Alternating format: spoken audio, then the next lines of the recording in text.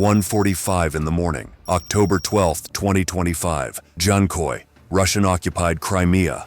A flare explodes overhead, pinning a Ukrainian soldier named Ivan deep in the mud. His mission is Operation Serpent's Tooth, to destroy the Solonets Ammunition Complex. This target isn't just a depot, it's a 10-square-kilometer city of weapons, the logistical heart-pumping shells to Russia's southern front. But it's a fortress, shielded by S-400 missiles, Pantsir cannons, and a powerful jamming dome designed to blind any incoming drone. A direct attack is suicide, so their plan is different. They won't knock on the front door. They're already inside. 2:10 in the morning. In a wet drainage ditch less than half a mile from the depot's outer fence, Ivan and his partner Oksana worked in the cold and dark. They moved with quiet purpose, their hands sure and steady. The weapon they were assembling hadn't been flown in. It had been smuggled here one small piece at a time over 3 long months. This was the Stiletto, a new type of ground-launched drone. It looked like a 4-foot-long spear built for one single, devastating job. Inside its nose was a special 2.5-kilogram bomb. This bomb wouldn't just explode outwards. It was designed to create a wave of pressure that would suck in all the air in a sealed room, and then ignite it in a massive fireball. It was the perfect key to unlock the main storage bunker at Solonets. Their fingers were numb from the cold, but they worked like doctors in surgery. The main body of the drone clicked into place. The guidance computer was carefully set inside. Oksana unrolled a thin fiber optic wire. This wire was the drone's leash, a physical connection back to their small control unit. Every sound they made felt dangerously loud. A dropped tool, a quiet cough. Any mistake could get them killed. A Russian patrol walked by on a path just 50 meters away. Ivan and Oksana froze, listening to the soldiers' casual chatter. The sound was like thunder in the silence. The entire mission was already hanging by a thread. The patrol moved on. They were safe for now. Hundreds of miles away, in a secret command post deep underground, Lieutenant Anya Petrova watched a satellite map on her screen. Ivan and Oksana were just 2 tiny warm dots in a landscape of cold blue. Anya's job was to become the Stiletto's pilot the moment it was in the air. She would have to guide it through the invisible storm of the Russian jamming system. Her heart was beating fast, a nervous drum counting down the seconds. 2:28 in the morning. The system is ready. We are good to launch, Ivan whispered into the tiny microphone strapped to his throat. Oksana gave him one sharp nod. The Stiletto sat on its small, foldable launch rail. A silent hunter ready to be set loose. Launch is approved. Anya's voice crackled in their earpieces. There was no fire, no loud rocket engine.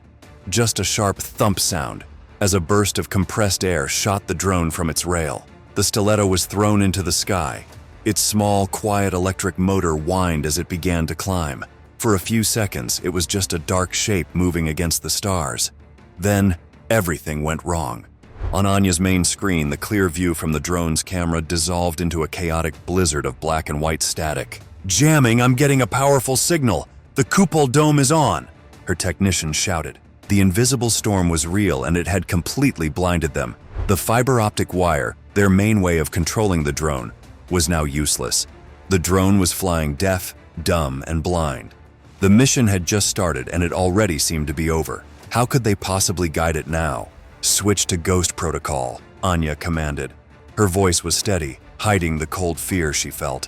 The Stiletto's own computer brain took over. It could no longer get commands from Anya, but it had the mission plan saved in its memory. It was now flying on its own, using its internal sensors and a map of the ground to find its way. It was a ghost, flying on a memory. But ordinary memory couldn't save it from a missile. 2:29 in the morning. In the Russian command bunker, an alarm blared. On the main radar screen, a new target had appeared. The operators didn't see a small 4-foot drone. They saw a dangerous threat moving directly towards their most important asset. "Target spotted," a Russian officer yelled. "Lock on and prepare to fire." A heavy steel door slid open on a massive missile launcher outside. The sleeping giant was now an angry dragon, ready to breathe fire. Back in the ditch, Oksana was already playing their next card. She opened a second, smaller case and pulled out a simple drone called a buzzer. Its only job was to be a decoy. It carried a small device that would scream out a powerful radar signal, making it look like a much larger, more dangerous Ukrainian attack drone. She launched it, and it shot straight up into the sky, daring the Russian missile system to notice it. The Russian radar operators immediately saw the new, bigger target. They had a choice to make. They chose to go after the bigger threat, a multi-million-dollar S-400 missile launched with a deafening roar, climbing on a pillar of white fire. It was a giant sent to kill a fly. From her bunker, Anya watched the missile's track on her screen. "Go ahead," she whispered. "Waste your money." The missile hit the buzzer decoy in a brilliant flash of light. To the Russians, it looked like a direct hit on an enemy attacker. But they had just destroyed a cheap decoy. They had killed a shadow. And in the few seconds of confusion they had bought, the real Stiletto, still flying silently on its own, slipped past the missile's deadly reach. They had made it past the first wall of defense, but the most dangerous part of the mission was still to come. The drone's computer had gotten it close, but to hit a specific building, it needed human eyes. It needed a target. It needed Ivan. 2:31 in the morning. Ivan crawled out of the drainage ditch holding a device that looked like a pair of binoculars, a laser designator. He had only 90 seconds to complete his task. The Stiletto was now circling high above, hidden in the darkness, waiting for instructions. Ivan had to point his laser at the correct target, the thick concrete roof of Bunker C, where the Grad rockets were stored. The laser beam was infrared, invisible to the human eye. But he knew that as soon as he turned it on, the depot's sensors would detect him. To paint the target for the drone, he had to reveal himself. It was a suicide mission. He raised the designator, his hands shaking slightly from the cold and adrenaline. He found the flat roof of the bunker in his sights and pressed the button. A small green light on his device started to blink. The laser was locked on. "Target is painted," he whispered into his microphone. "Bring it home, Anya." "I have the signal," Anya confirmed. On her screen, a single glowing dot appeared in the chaos. She sent the final attack command to the drone, a quick burst of data she prayed would cut through the jamming for just a moment. "Stiletto is on its final run. Ivan, get out of there! Go now!" But it was already too late. Men were shouting from a nearby guard tower. A powerful searchlight beam snapped on, pinning Ivan to the ground. The sound of angry barking dogs echoed through the night. He had guided the weapon, but now he was trapped. 2:32 in the morning.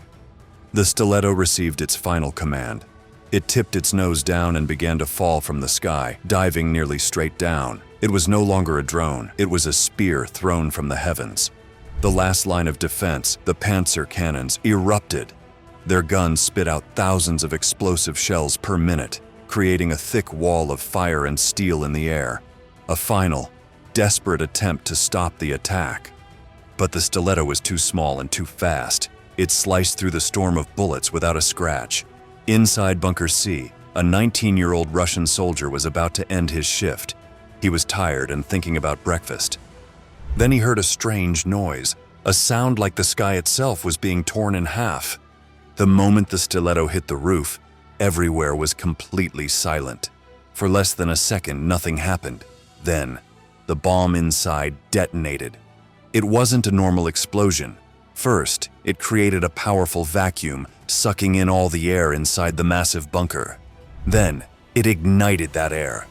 The shockwave didn't just blow the steel doors off their hinges, it turned the 4-foot-thick concrete walls into powder. And then, the real destruction began. The first blast was just the beginning. It triggered a catastrophic chain reaction, a symphony of destruction as the depot devoured itself in fire. By dawn, a smoking crater was all that remained of the Russian army's southern heart. The victory was absolute, halting a major offensive and proving that even their most fortified strongholds could be broken. Though it came at the cost of a soldier's life, his sacrifice purchased a promise, written in fire across the Crimean sky, that the will of a few could shatter the might of an empire, forging a new dawn from the darkest night.